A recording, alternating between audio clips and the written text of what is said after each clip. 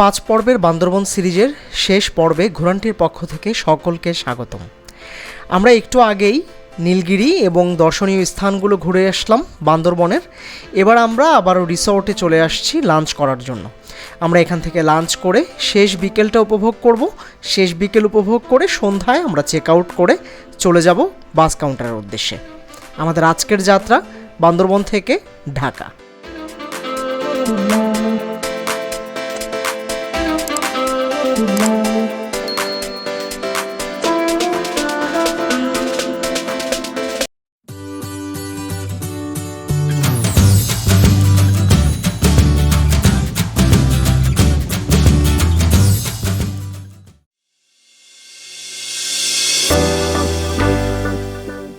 সারাদিনের ঘোরাফেরা শেষে সবাই বেশ ক্লান্তই ছিল। সবাই লাঞ্চের জন্য অপেক্ষা করছিল। লাঞ্চ রেডি হচ্ছিল।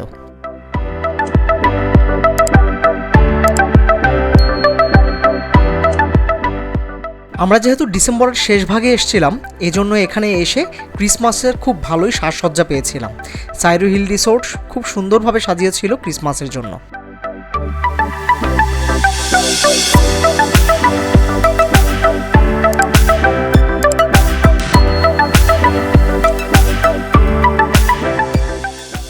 হ্যালো, আমরা আজকে থার্ড ডের লাঞ্চে বসছি।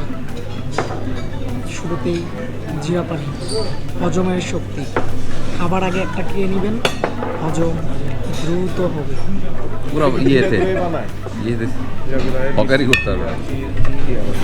দারুণ হয়েছে। রাজীব ভাইয়ের ভাষ্য মতো out of the world. By the way, Rajib ভাই কিন্তু আমার পাশে।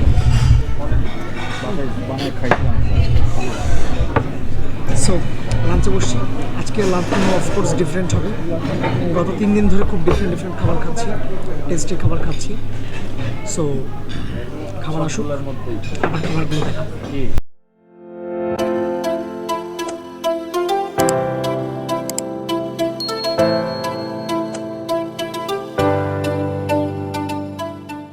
শেষবারের মতো সাইরু হিল রিসোর্টের লাঞ্চে আমরা নিয়েছিলাম বাতাবি রাইস। এই রাইসটা খুব চমৎকার ছিল। সেই সাথে ছিল তাদের ট্রেডিশনাল সবজিটাও খুব অসাধারণ ছিল। আপনারা ট্রাই করে দেখতে পারেন এখানে আসলে। ছিল এখানকার ঘন ডাল এবং ছিল একটা খাসির রেজালা। খাসির রেজালাটাও খুব চমৎকার ছিল। আপনারা অবশ্যই এটা ট্রাই করে দেখবেন সাইরু হিল রিসোর্টে আসলে।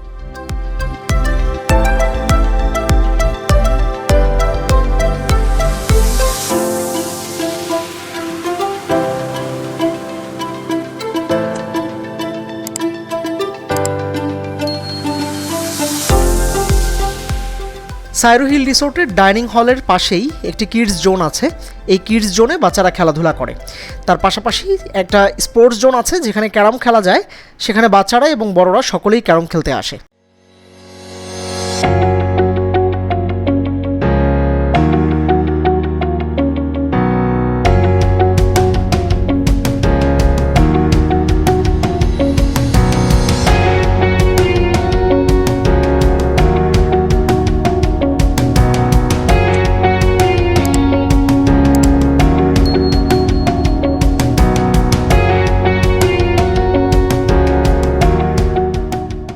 সাইরু হিল রিসোর্টের সকল সৌন্দর্যের ভেতরে একটি অপরূপ সৌন্দর্য হচ্ছে এখানকার বিকেল।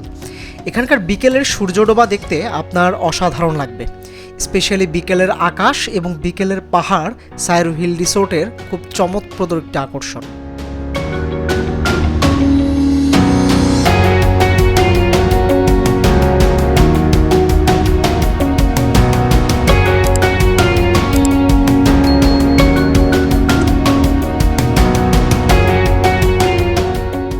এবারের পালা বান্দরবান থেকে ঢাকা ব্যাক করার।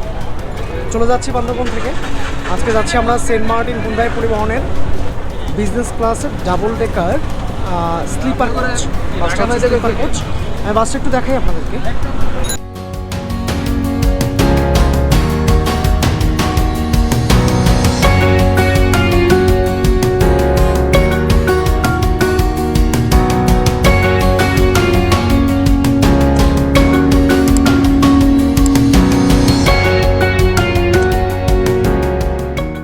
সেন্ট মার্টিন পরিবহনের ডাবল ডেকার এই স্লিপার বাসটি ছিল ইন্ডিয়ান কোম্পানি অশোক লিল্যান্ডের।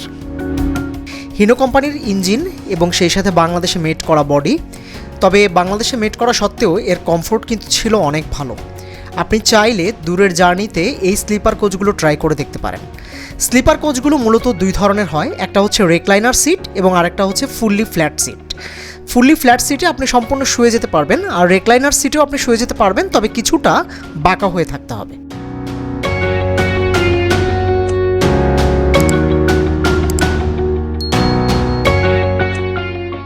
এ ধরনের বাসগুলোর সিটিং পজিশন থাকে 2-2-1-1 ফরম্যাটে, মানে হচ্ছে বাম সাইডে 2 সিট করে এবং ডান সাইডে 1 সিট করে। উপরের ছিল 1 সিট, নিচে 1 সিট এবং বাম পাশেও উপরে 2 সিট, নিচে 2 সিট।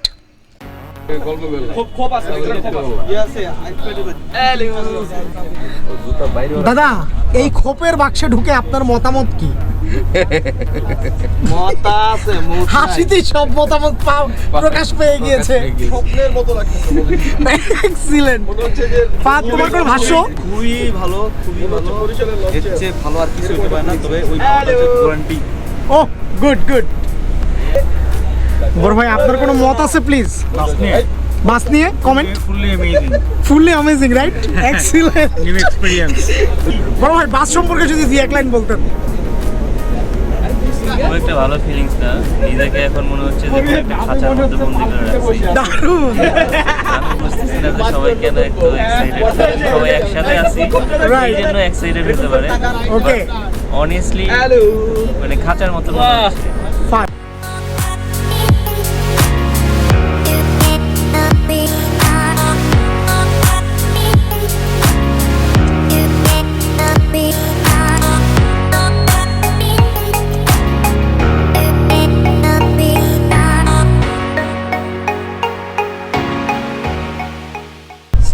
বাস ছেড়ে দিছে, আমরা এখন ঢাকার পথে। এখনও বান্দরবনের ভিতরেই আছি, এখনও এখান থেকে বের হয়নি। বান্দরবন থেকে কেরানীরহাট যে রাস্তাটা গিয়েছে সেই রাস্তার দিকে আছি। এক্সপিরিয়েন্সটা খুব অসাম। মূলত আমি এর আগে স্লিপার কোচে চড়েছি, গ্রিন লাইনের ডাবল ডেকারের যে স্লিপার কোচ ছিল সেটাতে চড়েছি। তো সেটাতে যেরকম আসলে ফ্ল্যাট বেড ছিল না, এটাতে আসলে ফ্ল্যাট বেড না, জাস্ট হচ্ছে পিঠের সাইডটা হচ্ছে কার করে ওঠানো। তো সেই তুলনায় আসলে একটু কমফোর্টেবল মনে হচ্ছে গ্রিন লাইনের তুলনায়। তার কারণটা হচ্ছে সম্পূর্ণ সেপারেট একটা কেবিন করে দেয়া। আমি আবারও দেখাই আপনাদেরকে, যদিও দেখিয়েছি, আবারও দেখাই। সো একদম সেপারেট ক্যাবিনেট, আর সেই সাথে এখানে জুতা রাখার জন্য আলাদা একটা চেম্বার করে দেওয়া আছে। যদি আমি জুতার সাথে জ্যাকেটও রেখেছি, আমি একটু দেখাই।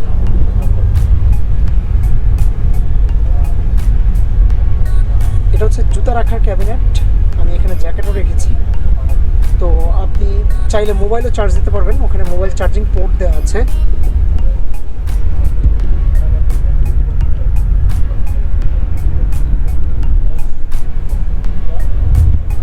সো মোবাইল চার্জিং পোর্ট এবং মোবাইল রাখার জন্য একটা ক্যারিয়ার, পানির বটল রাখার জন্য একটা ক্যারিয়ার, আলাদা আলাদা ব্যবস্থা দেওয়া আছে। এসিও সুপার কুল, ভালোই লাগলো এসি। বরং আমরা আরও রিকোয়েস্ট করে টেম্পারেচার কমালাম। ঘোরানটি নিয়ে আপনি কিছু বলতে চান? ঘোরানটি আসলে মাহবুব ভাই খুবই প্রফেশনালি ভিডিওগুলো মেক করছেন এবং ওনার ভিডিওগুলো খুব ইনফরমেটিভ থাকে। তো আপনারা যদি ওনার ভিডিওটা দেখেন তাহলে ওই ট্যুর সম্পর্কে শুরু থেকে শেষ পর্যন্ত এভরিথিং আপনি জানতে পারবেন। কস্টিং কত, কোথায় কোথায় যাবেন, কোন হোটেলটা আপনি রেন্ট করবেন, কোথা থেকে কোন গাড়িতে গেলে ভালো হবে, কোন খাবারটা খেলে ভালো হবে। সো সব কিছু জানতে পারবেন ওখান থেকে। সো আপনারা সবাই ওনার চ্যানেলটি সাবস্ক্রাইব করবেন এবং ভিডিওগুলো দেখবেন। আশা করি সবাই খুবই উপকৃত হবেন। Thank you very much dear colleague. So আমাদের আজকের জার্নিটা এ পর্যন্তই। আমরা খুব এক্সাইটেড। সো এখন একটু ঘুমাবো, রেস্ট করবো। তো আবারও দেখি আপনাদের কাছে ব্যাক করা যায় কিনা। So till then, good night.